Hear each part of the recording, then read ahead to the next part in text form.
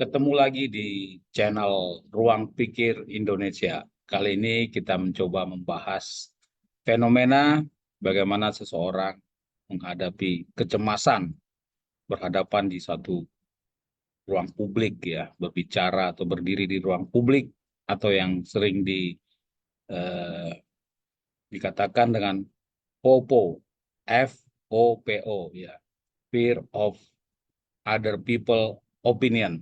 Kita saksikan di pagi hari ini bagaimana terkait FOPO tersebut. Nah, mari kita saksikan tayangan berikut ini.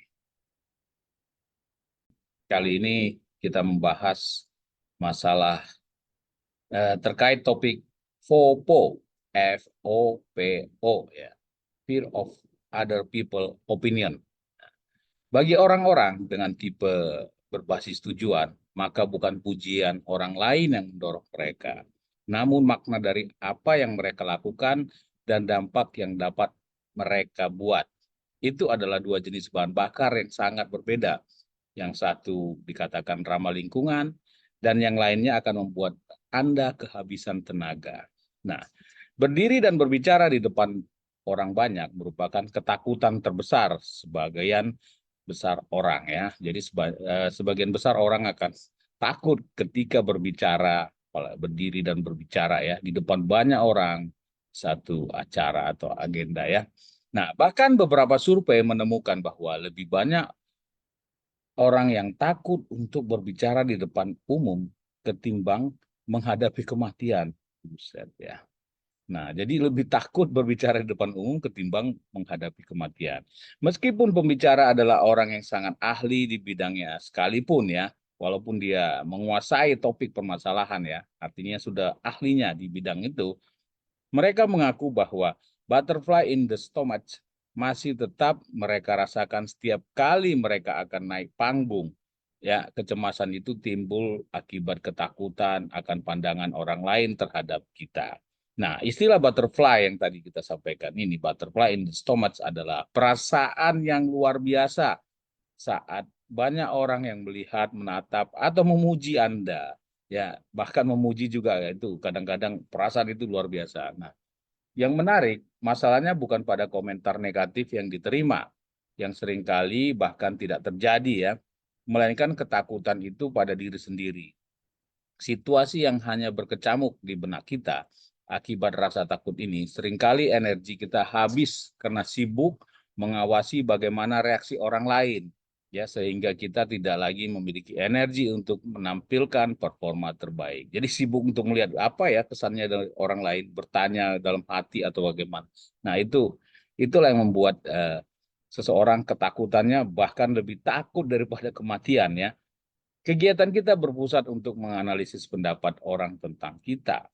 Mengapa pesanku hanya dijawab singkat? Mengapa muka atasan berubah ketika saya mempresentasikan angka-angka ini? Bahkan tidak jarang, beragam latihan dan persiapan yang telah dilakukan sebelumnya pun tiba-tiba menguap tak berbekas. Fenomena seperti inilah yang dikenal dengan sebutan Fear of Other People Opinion atau FOPO, FOPO ya. Nah, itulah dia FOPO fenomenanya ya. FOPO adalah proses aktivitas psikologis, fisiologi, dan fisik untuk menghindari penolakan. Dalam budaya timur, hal ini tampaknya sudah ditanamkan dalam benak kita semenjak kecil ya. Tak jarang kita mendengar komentar orang tua yang mengatakan, apa kata orang nanti? Nah, ketika ada tindakan kita yang di luar kebiasaan yang ada.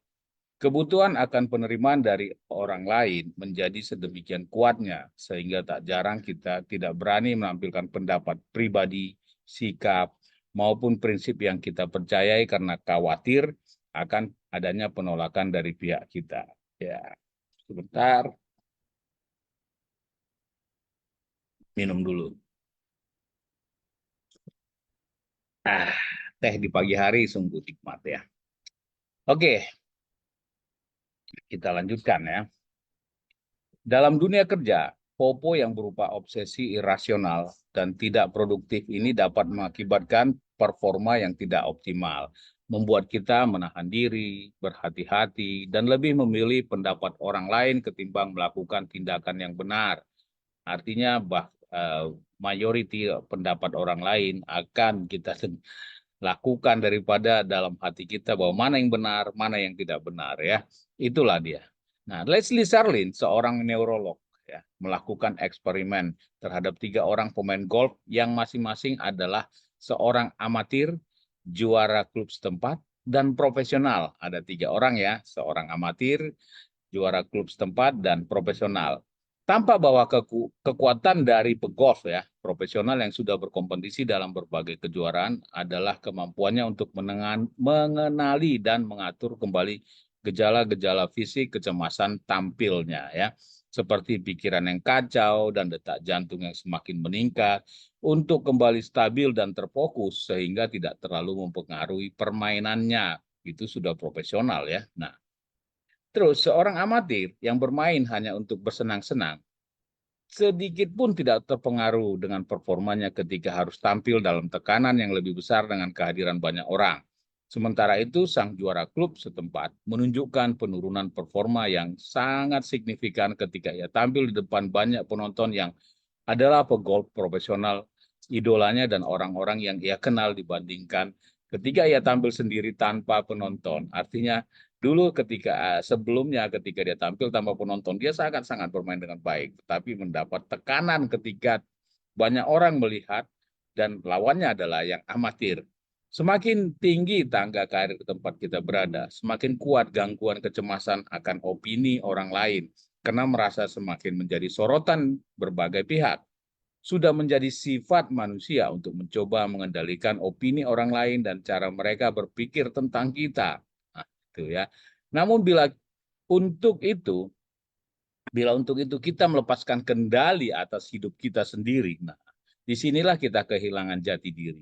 We trade in authenticity for approval. Jadi kita kita menjual autentifikasi kita sendiri untuk dapat persetujuan ya orang lain. Kita ikut tertawa bila atasan mengucapkan humor yang sebenarnya tidak lucu. Kita berusaha menyusun respon kita pada saat kita berbicara dengan orang lain. Jadi lucu ya, kita tertawa bila atasan mengucapkan humor yang sebenarnya nggak lucu ya.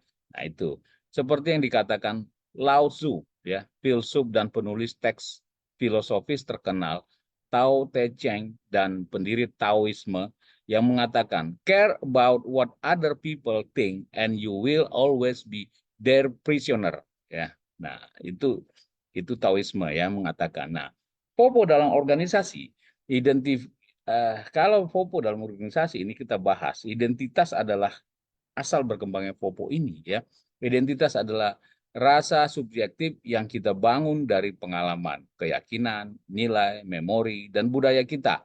Identitas juga bisa datang dari ras, agama, gender, hubungan keluarga, profesi, kebangsaan, dan masih banyak aspek lainnya. Orang tua kita mau atau pemuka agama juga bisa mempengaruhi identitas kita sendiri. Jadi identitas menjadi cara kita mendefinisikan diri, siapa saya ini sebenarnya. Dalam performance-based identity, kita mendefinisikan diri kita berdasarkan kesuksesan pekerjaan kita. Ya, Ben Houtberg, profesor dari USC, menyebutkan 3 hal penentu identitas berdasarkan kinerja ini, yaitu penghargaan diri, ketakutan, atau kegagalan, dan perfeksionisme. Nah, keinginan kuat untuk berprestasi ini sering membuahkan kelelahan yang mempengaruhi kesejahteraan mental, hubungan interpersonal, dan mengurangi potensi kita. Kita sibuk mengejar kompetitor karena ingin lebih unggul dari mereka, mengubah prioritas demi dapat bersaing dengan mereka, hingga melupakan apa sesungguhnya kekuatan utama kita, apa yang membentuk diri organisasi kita. Jadi sibuk untuk mengikuti kompetitor ya. Untuk organisasi yang berorientasi kinerja jangka pendek, pendekatan tersebut memang cara tercepat mencapai hasil, tetapi ya hal ini merupakan pendekatan jangka pendek yang pada akhirnya membuat karyawan merasa cemas, kelelahan, dan kurang efektif dalam pekerjaannya. Ya, itu. Jadi bukan mengejar apa yang dilakukan kompetitor, tetapi apa yang original kita sendiri ya. Nah, alternatif lain adalah membudayakan kekuatan identitas pada purpose-based identity atau identitas ini didapatkan dari niat di dalam yang umumnya memiliki nilai intrinsik bagi kita sekaligus lebih besar dari kita. Purpose menjadi filter dalam pengambilan keputusan, menentukan prioritas, dan membuat pilihan. Kita bukan mempertanyakan apa pendapat orang mengenai pekerjaan saya, melainkan apakah saya bertindak sesuai dengan purpose atau niat saya. Nah, itu penting ya. Seorang salesman yang berlandaskan purpose-based identity tidak berfokus pada pencapaian target penjualan, tetapi berupaya memastikan bahwa solusi yang diberikan dapat menyelesaikan masalah kliennya dan membuat hidup mereka lebih baik. Dengan identitas ini, alih-alih kelelahan karena mengejar target, ia justru terus dipenuhi energi positif yang mendorong untuk terus berkontribusi. Ya, nah sebagai timbal baliknya, klien pun merasa senang karena mendapatkan produk dan solusi yang benar-benar bermanfaat dengan senang hati merekomendasikan produk tersebut kepada orang lain. Nah, sekali lagi kami sampaikan ya, bagi orang-orang dengan tipe berbasis tujuan, maka bukan pujian orang lain yang mendorong mereka ya. Jadi bukan pujian orang lain yang mendorong mereka. Namun makna dari apa ya? Makna dari apa yang mereka lakukan dan dampak yang dapat mereka buat. Jadi makna apa yang mereka lakukan dan dampaknya bagi mereka ya. Itu adalah dua jenis bahan bakar yang sangat berbeda. Yang satu ramah lingkungan dan yang lainnya akan membuat Anda kehabisan tenaga. Demikian mungkin yang bisa uh, kita bincang-bincang hari ini dalam video kali ini terkait FOPO, fear of other people opinion ya. Nah, ini penting buat terutama bagi mahasiswa untuk mengetahui bagaimana dalam melakukan aktivitas nantinya di dunia kerja ya.